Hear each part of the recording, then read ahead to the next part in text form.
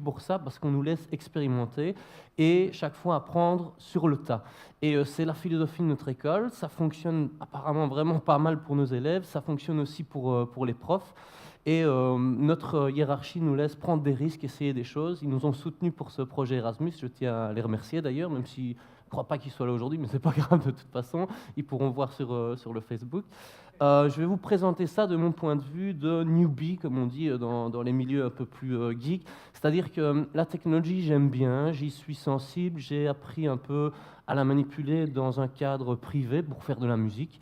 Et j'avais envie d'incorporer depuis longtemps ces gadgets que je trouve très attrayants et que les élèves trouvent attrayants aussi dans ma pédagogie. Grâce à Manu Chapeau, qui lui est dans la salle, il avait participé à un appel à projet qui s'appelle l'école numérique en Belgique. Et on avait gagné, grâce à son travail et aux élèves, plusieurs mallettes d'iPad qu'on nous a apportées à l'école et on nous a dit, ben voilà, maintenant vous avez accès à une certaine technologie, n'hésitez pas, allez-y. Et on s'est rendu compte que on était un peu frileux, on ne savait pas très bien dans quel sens aller et tout. On expérimentait des choses, mais on se heurtait à beaucoup de difficultés. Et au fur et à mesure, moi, c'est peut-être ma seule vraie grande passion, c'est apprendre souvent de nouvelles choses. Je me suis rendu compte que plein de fois, j'étais tout seul dans mon coin. J'essayais d'apprendre un truc en me concentrant à fond et j'arrivais à pas grand-chose au final parce que j'étais tout seul et je faisais plein d'erreurs de débutant. On s'est dit, il y a des gens en Europe qui ont déjà une expérience de pratiquement 7 ans, 6-7 ans de l'utilisation des iPads. Ils sont déjà beaucoup plus loin. Allons chez eux, allons voir ce qu'ils ont fait, allons voir comment ça fonctionne et on va gagner du temps. C'est vraiment ce qui est arrivé quand on s'est confronté aux différentes structures, à comment ils travaillent avec. Je vais vous montrer une interprétation de ce que j'ai pu observer à gauche, à droite et de comment je travaille. Donc, bon, le titre bien catchy, Révolution ou publicité mensongère, vous avez compris que c'était juste pour vous attirer ici. En fait, on est fort pro-technologie, mais on peut en débattre après, évidemment, à la fin. Une petite citation d'abord ici de Gerald Bracy. Je ne sais pas si vous connaissez, c'est un grand pédagogue américain, grand réformateur. Ils aiment bien ça, les grandes réformes chez eux. Et il a dit il y a déjà assez longtemps, la technologie c'est formidable, ça nous permet de faire en quelques nanosecondes des trucs qu'on aurait dû arrêter de faire il y a des années. Et en fait, c'est un peu ça le message, c'est que la technologie c'est bien, mais ça n'est qu'un outil comme un autre. Variété des outils égale enthousiasme de la part des élèves, uniformité égale ennui. C'est vrai pour le style vestimentaire, c'est vrai pour la pédagogie, c'est vrai pour beaucoup de choses. Si on ne fait qu'utiliser tout le temps la technologie et tout, moi j'ai pu l'observer déjà parce que aussi j'utilise certaines techniques, j'apprends sur le tas, c'est peut-être des fois répétitif. Ça marche une fois, ça marche 2 fois, ça ne marche pas forcément 3 fois. Donc le but ici n'est pas de tous faire de vous des fans de la technologie, mais de vous dire que c'est vraiment une corde de plus à votre arc pédagogique et une sacrée corde en fait parce qu'elle sous-tend des centaines et des centaines de possibilités.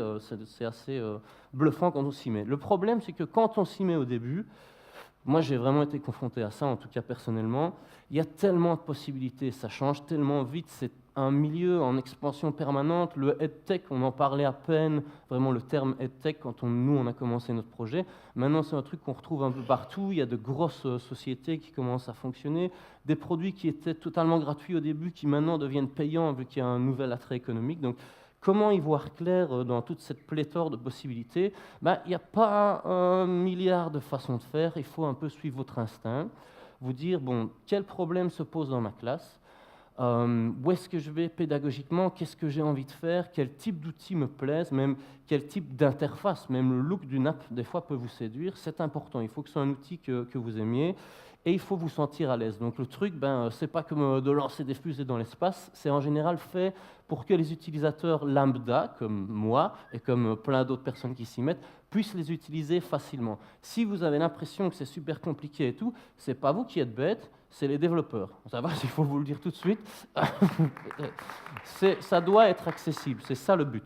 En Wallonie, sinon, évidemment, quand on essaye et tout, on ne sait pas trop où on va. Il y a des structures pour nous aider. Il y a des structures qui sont locales. Par exemple, Digital Wallonia. Je fais une petite pub pour le Twitter de mon école de pédagogie active qui est très tournée maintenant vers le numérique.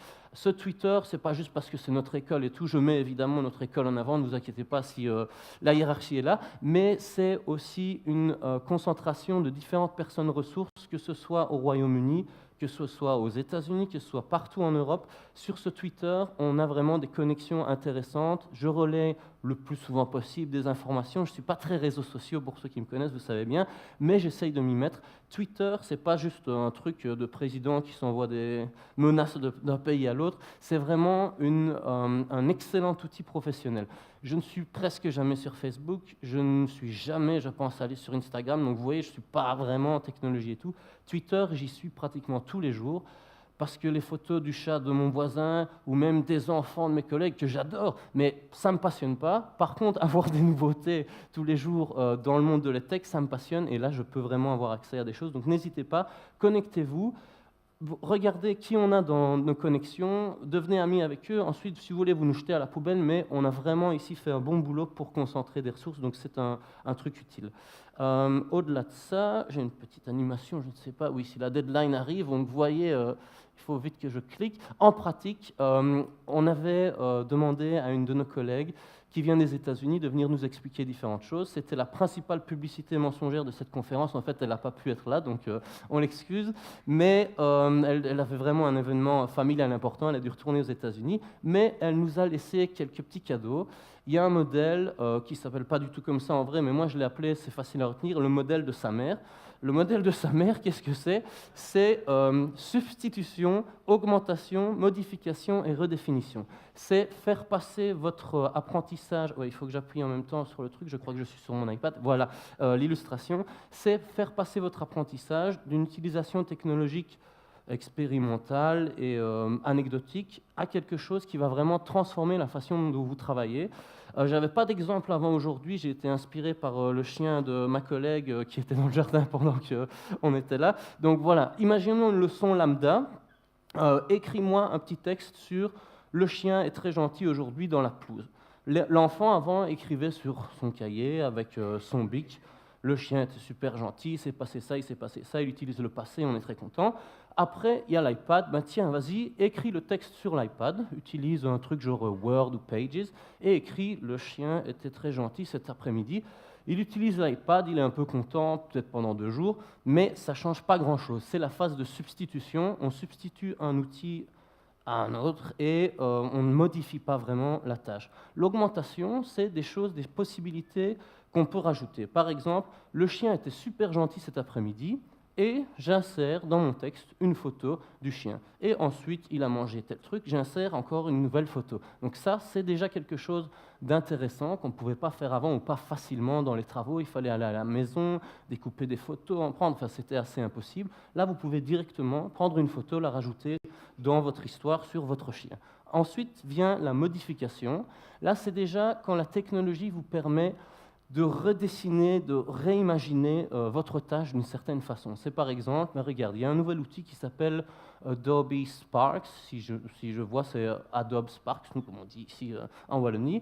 C'est une application où vous pouvez joindre différents types de documents, par exemple une vidéo, une photo et le texte. Et le texte, en fait, va défiler, et en fonction, je vous montrerai peut-être tout à l'heure sur justement l'écran, en fonction du défilement de l'histoire, les photos apparaissent, il y a des transitions et tout, c'est déjà bien plus attrayant, et il y a un vrai savoir digital, on va dire, qui est mis en route dans l'apprentissage. Et puis le but vraiment final, c'est cette fameuse redéfinition des tâches, c'est recroiser différents savoirs digitaux pour créer une séquence où vous allez utiliser différentes applications, des fois pas forcément les mêmes par élève, ils peuvent aussi choisir, les évaluer et tout en fonction de ce qu'ils aiment bien. Et c'est par exemple, tu vas écrire un texte sur le chien qui était super gentil.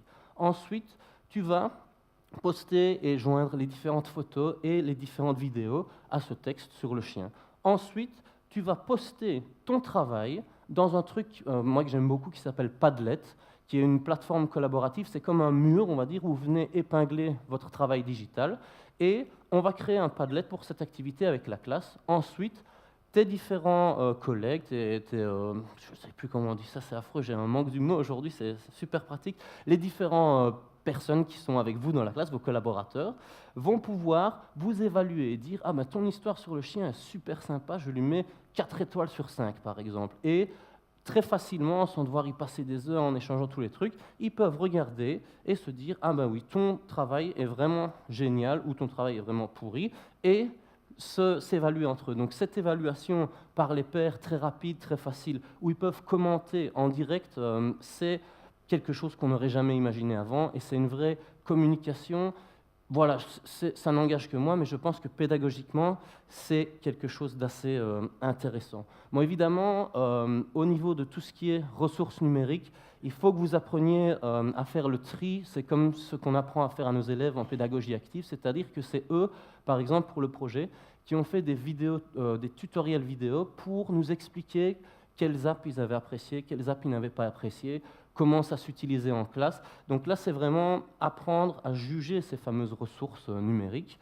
Donc je vous invite vraiment à le faire et à suivre votre instinct et votre goût. Il y a assez de choses pour qu'il y en ait pour tout le monde. Au niveau des sites ressources, je ne le dirai jamais assez, Twitter, je n'ai pas d'action dans la boîte, mais ça n'est pas fait que pour ce personnage haut en couleur que vous voyez ici à ma droite, enfin à ma gauche. Il y a plein d'autres sources. Ici, il y a un Digital Wallonie, on va dire, parce qu'on est en Wallonie. Vous avez notre Twitter, vous avez EduVoices, vous avez le Tech Advocate. C'est juste une petite compilation. Il y a, et je n'ai pas assez fait la pub, le but en fait de cette conférence, c'est de populariser les résultats de notre travail pour faire en sorte que ce soit à Liège, mais aussi en Wallonie et même peut-être ailleurs si possible.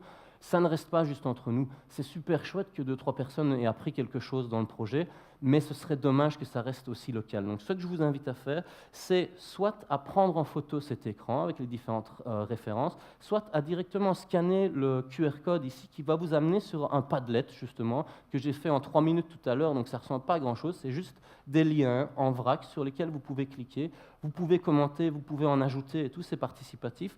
On va mettre un maximum de ressources sympas là. Et au bas de l'écran ici, important, notre amie Arafeli ici, mine de rien, a fait un travail incroyable. Elle a concentré toute l'évolution du projet, toutes les explications, toutes les vidéos que les élèves ont réalisées sur les apps qu'ils avaient faites, toutes des ressources et tout, sur un site Erasmus Plus Language Classroom, que vous pouvez aller visiter, je vous invite à le faire, elle a vraiment fait un super boulot, et elle a classifié toutes les applications qu'on a utilisées, qu'on a expérimentées, par la taxonomie de Bloom, je pense, c'est basé là-dessus, donc vous verrez, c'est logique pour des pédagogues, ce sera vraiment agréable. Bon, sans faire encore de la pub pendant 10 ans, ben voilà, la technologie c'est super, mais s'y mettre comme ça dans le vide, c'est un peu, des fois, s'exposer à beaucoup d'expérimentation et des fois perdre du temps. Je sais que voilà, je suis prof, je vis une vie de prof, j'ai pour l'instant pas d'enfants et c'est déjà assez compliqué à gérer. Je m'imagine dans quelques années, c'est une vie de dingue, vous le savez aussi bien que moi.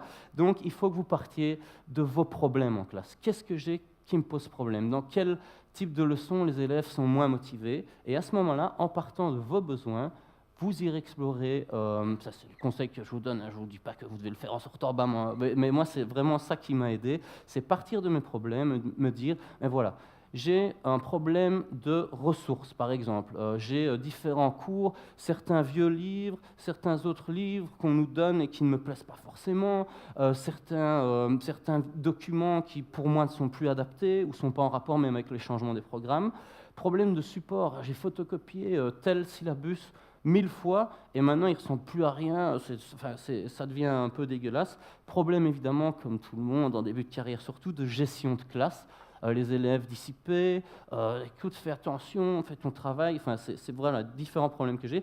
Problème d'écriture et de soins, ceux qui me connaissent savent que depuis qu'on a inventé les SMS, on sait enfin me lire, donc ça c'est bien. J'ai toujours écrit comme un animal, et ça ne change pas, même avec la technologie. Donc voilà, grâce à l'écriture, directement grâce à la tablette, je vais vous montrer juste après comment je fais en classe avec quelques apps. Les élèves arrivent enfin à lire ce que j'écris au tableau, donc ça c'est un grand progrès. Problème aussi, ça vous y est peut-être confronté parce qu'on n'a pas eu de formation à ça. Enfin, je ne sais pas vous, moi en tout cas je ne l'ai jamais eu. C'est gérer votre vie professionnelle et votre vie privée. Maintenant, on communique par mail, on reçoit plein d'informations professionnelles à toute heure du jour, de la nuit, pendant les vacances, pendant les week-ends. Ça peut être quelque chose de compliqué à gérer.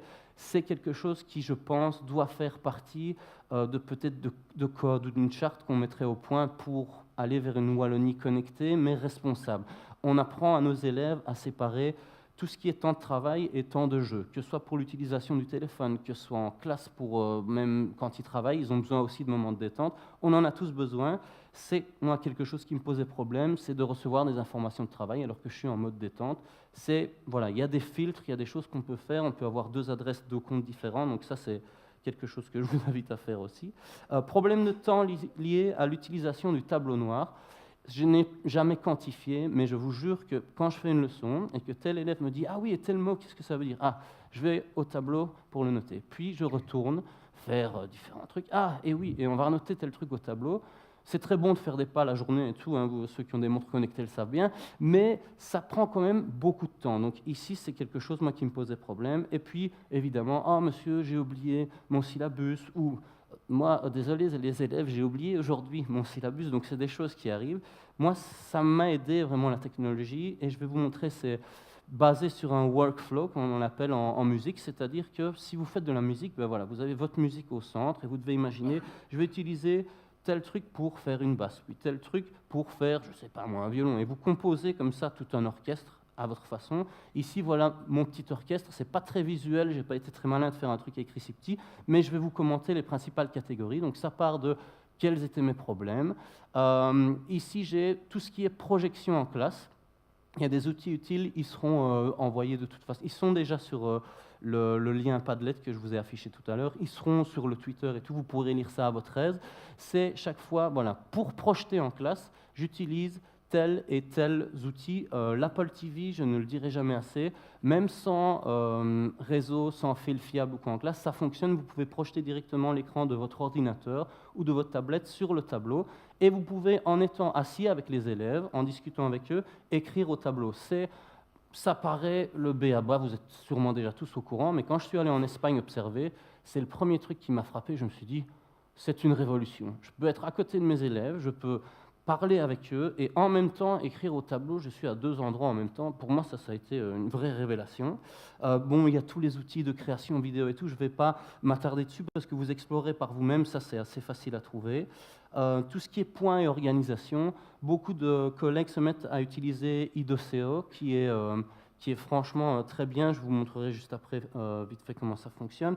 Moi, je ne suis pas toujours très organisé, donc j'ai un truc qui s'appelle iStudies sur mon téléphone, où je mets toutes les tâches que j'ai à faire par ordre d'importance, et je m'attaque comme ça à mon travail, et j'ai chaque fois avec moi, dès que j'ai une idée, ah oui, je vais devoir faire ça, je rajoute. Donc c'est des outils où vous n'avez plus besoin d'aller dans votre calepin ou un truc, vous avez en permanence toutes les sources d'informations sur vous. Moi, qui n'étais pas très organisé, ça m'a aidé vraiment à m'organiser. Communication élève-parent. On est dans une école où, de façon volontaire, on est assez ouvert, on donne du temps aux parents, on communique le plus possible aussi avec les élèves. Et on a une plateforme qui a été mise au point par Manu Chapeau, qui s'appelle, enfin c'est pas lui le développeur, hein, c'est lui qui a réussi à avoir un deal avec Podio pour qu'on puisse avoir une plateforme collaborative à l'école. Et ça fait que les élèves peuvent, par exemple, aussi vous contacter, par exemple, le week-end ou quand vous êtes en vacances pour vous poser des questions. Moi, je vous avoue que ça me gênait beaucoup. J'ai remédié à ça parce qu'il y a certaines apps qui vous permettent de couper les notifications de telle heure à telle heure. Donc maintenant, je suis joignable du lundi à 8 h, au vendredi à 17 h. En dehors de ça, désolé, je ne suis pas là. Ça va, c'est des choses aussi à mettre en place parce que le digital peut vous bouffer la vie, entre guillemets, rendre votre situation plus compliquée ou vraiment vous faciliter les choses. C'est à vous d'un peu voir comment vous allez l'utiliser.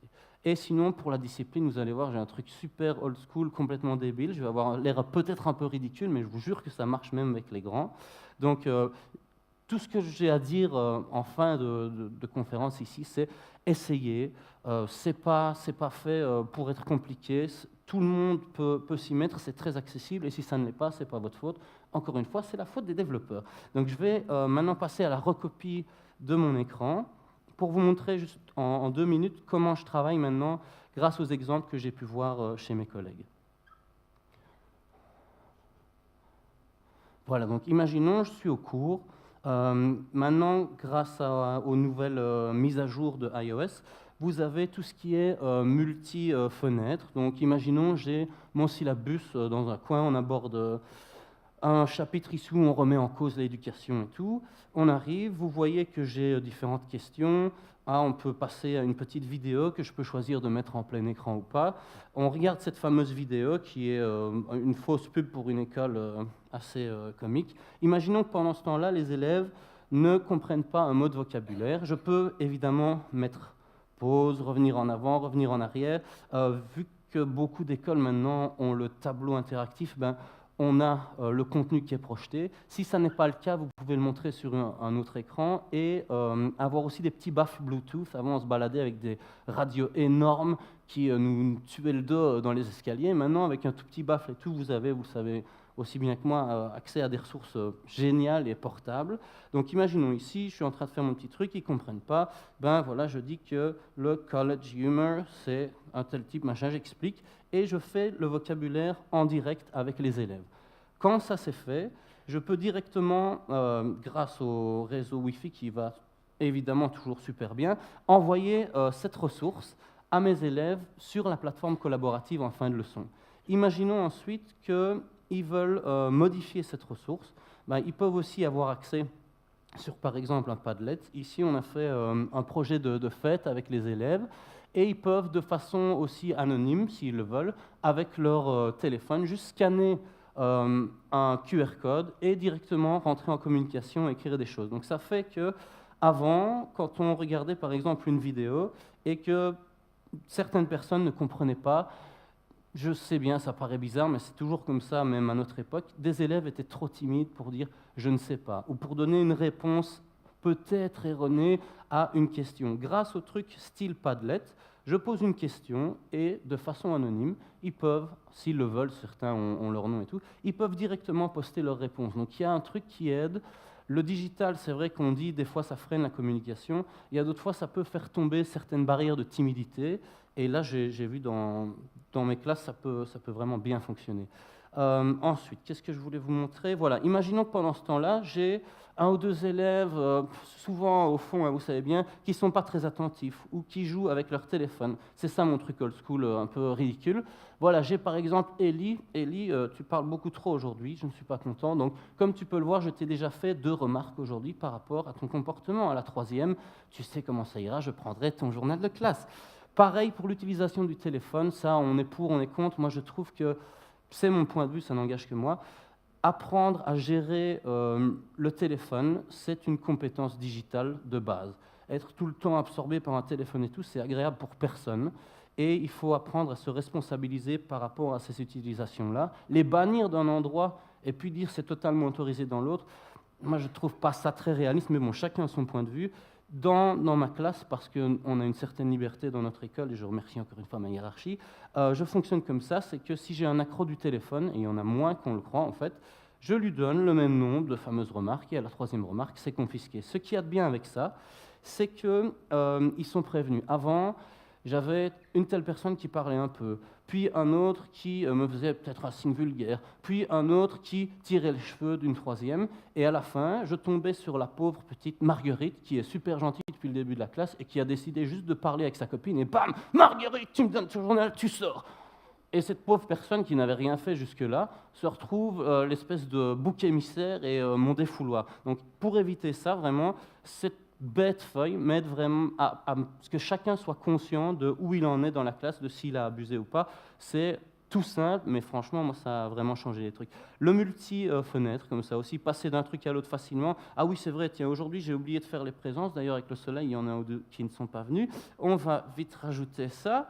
Voilà, alors, attendance, et hop. Donc, de quelques clics, je peux mettre voilà, que telle ou telle personne est venue. Ah non, j'ai oublié. Ah non, il est en retard. J'ai une écriture et un soin désastreux. Grâce à ça, tout est super propre. Dès que je veux, j'envoie un PDF, aussi bien aux éducateurs ou à la direction. Donc ça, c'est un des trucs les plus connus, mais pour moi aussi, c'était une révolution. Voilà, j'ai plus énormément de choses comme ça qui me viennent voilà, à l'esprit pour l'instant. Donc on va sûrement passer aux questions, je pense. mais n'hésitez pas à venir nous trouver après quand on boira un verre pour échanger. Et surtout, n'hésitez pas, je vais quand même le remontrer une dernière fois, à aller scanner ce fameux QR code. Vous allez voir, vous aurez plein de ressources. Et ce qui est bien, c'est que vous pourrez en poster aussi que je ne connais pas, qu'on ne connaît pas, et qu'on pourra échanger et peut-être même commenter ces ressources. Voilà, je vous montre une dernière fois le QR code et les différentes ressources que vous pouvez consulter. Merci pour votre attention et je vais passer la Merci parole beaucoup. à Jérémy.